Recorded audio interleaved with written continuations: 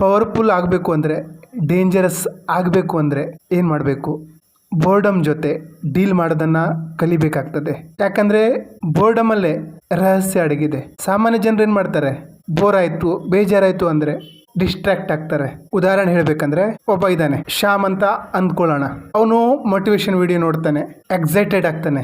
ಇವತ್ತಿಂದ ಪಕ್ಕ time maintain ಮಾಡಬೇಕು, ಟೈಮ್ ಮ್ಯಾನೇಜ್ಮೆಂಟ್ ಮಾಡಬೇಕು ಅಂದ್ಕೊಳ್ತಾನೆ. ಓದಲಿಕ್ಕೆ ಅಥವಾ ಕೆಲಸ ಮಾಡಲಿಕ್ಕೆ ಕುಳಿತುಕೊಳ್ತಾನೆ. ಒಂದು ಯೋಚನೆ ಬರ್ತದೆ, ಕ್ರಿಕೆಟ್ನ ಸ್ಕೋರು ಎಷ್ಟಾಗಿರ್ಬೋದು, ಅಥವಾ ನೆನೆ ನೋಡಿದಂಥ ನ್ಯೂಸ್ ಅಪ್ಡೇಟ್ ಏನಾಗಿರ್ಬೋದು. ಆ ಒಂದು ಯೋಚನೆ ಅದರ ಹಿಂದೆ ಹೋಗಿ ಅದರಲ್ಲೇ ಮುಳುಗೋಗ್ತಾರೆ. ಅದರಲ್ಲೂ ಮೊಬೈಲ್ ಕೈಲಿ ಎತ್ಕೊಂಡ್ರಂತೂ 1 ಅವರ್ 2 ಅವರ್ ಕಳೆದೋಗ್ಬಿಡ್ತದೆ. ಆಮೇಲೆ ಅವನು ಪಶ್ಚಾತ್ತಾಪ ಪಡ್ತಾನೆ, ಓದಬೇಕಾಗಿತ್ತು ಅಂತ. 1 ಸೆಕೆಂಡ್ನ ವಿಚಾರನ ಕಂಟ್ರೋಲ್ ಮಾಡಲಿಕ್ಕಾಗದೆ 1-2 ತಾಸು ವೇಸ್ಟ್ ಮಾಡಿಬಿಡ್ತಾನೆ.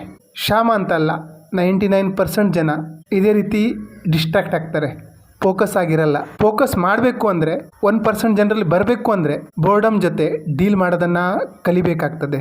ಬೇಜಾರಿನ ಜೊತೆ ಕಾಂಪ್ರಮೈಸ್ ಆಗೋದನ್ನು ಕಲಿಬೇಕಾಗ್ತದೆ. ಬೇಜಾರನ್ನೋ ಸ್ಟೇಟ್ನ ಪ್ರೀತಿಸಬೇಕಾಗ್ತದೆ.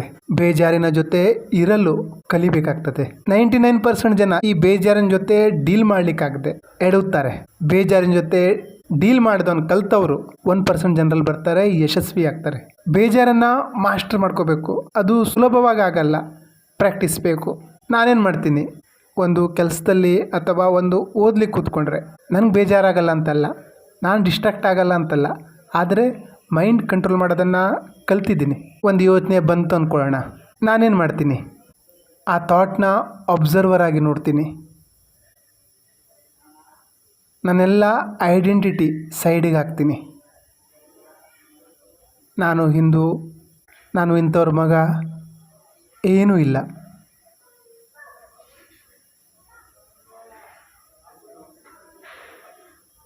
ಒಂದು ಯೋಚನೆ ಬಂದು ನನ್ನನ್ನು ಡಿಸ್ಟರ್ಬ್ ಮಾಡಿದ್ರೆ ನಾನು ಅಂದ್ಕೊಳ್ತೀನಿ, ನಾನು ಆ ಯೋಚನೆ ಅಲ್ಲ, ನಾನು ಆ ಕಾಮನೆ ಅಲ್ಲ, ನಾನು ಬಾಡಿ ಅಲ್ಲ.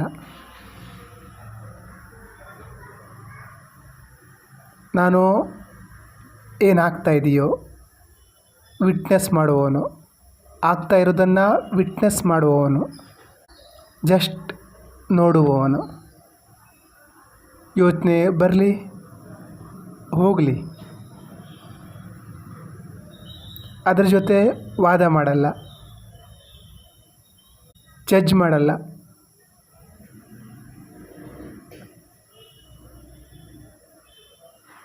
ಅದ್ರ ಮೇಲೆ ಗೆಲ್ಲಿಕ್ಕೆ ಹೋಗಲ್ಲ.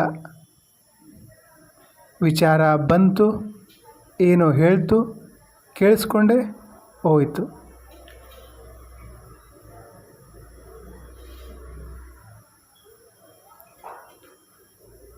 ಕಣ್ಣು ಮುಚ್ಕೊಂಡು ಒಂದು 3 ಸಲ ಡೀಪಾಗಿ ಉಸಿರು ತಗೋತೀನಿ, ಉಸಿರು ಬಿಡ್ತೀನಿ.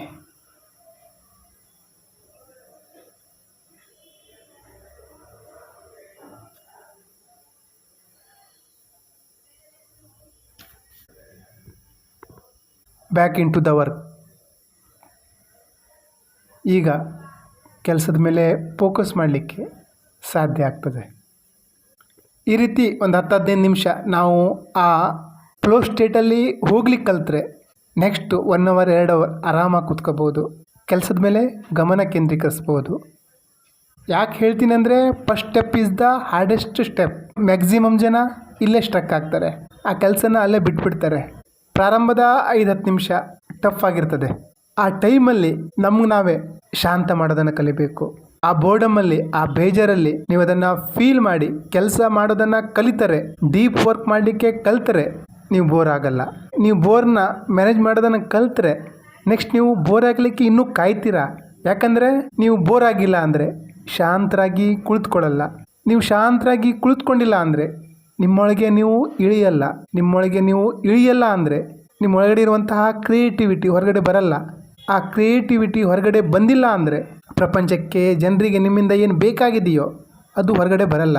ಅದು ಹೊರಗಡೆ ಬಂದಿಲ್ಲ ಅಂದರೆ ನೀವೇನು ನೇಮ್, ಫೇಮ್, ಹಣ ಬೇಕು ಅಂತ ಕಾಯ್ತಾ ಇದ್ದೀರೋ ಅದು ಬರಲ್ಲ. ಹಾಗಾಗಿ ಬೋರ್ಡಮ್ ಜೊತೆ ಡೀಲ್ ಮಾಡೋದನ್ನು ಕಲಿಬೇಕು. ಆ ಟೈಮಲ್ಲೇ ಪ್ರೊಡಕ್ಟಿವ್ ಆಗಿರೋವಂಥದ್ದು. ಏನಾದರೂ ಹೊರಗಡೆ ಬರ್ತದೆ. ಬೋರ್ ಆಗಿ ಮೊಬೈಲ್ ಕೈಲಿ ಹಿಡ್ಕೊಂಡು ಟೈಮ್ ಪಾಸ್ ಮಾಡೋ ಬದಲು, ಟೀ ಕಾಫಿ ಕುಡಿಲಿಕ್ಕೆ ಹೋಗುವ ಬದಲು ಪ್ರಕೃತಿಲಿ ತಿರುಗಾಡ್ಕೊ ಬನ್ನಿ, ಒಂದು ವಾಕಿಂಗ್ ಹೋಗಿ ಬನ್ನಿ, ಆಕಾಶ ನೋಡಿ, ಒಂದು ಕ್ಯಾಂಡಲ್ ಹಚ್ಕೊಂಡು ನೋಡ್ತಾ ಕೂತ್ಕೊಳ್ಳಿ. ಬೋರ್ಡಮ್ನ ಪ್ರೀತಿಸೋದನ್ನು ಕಲೀರಿ.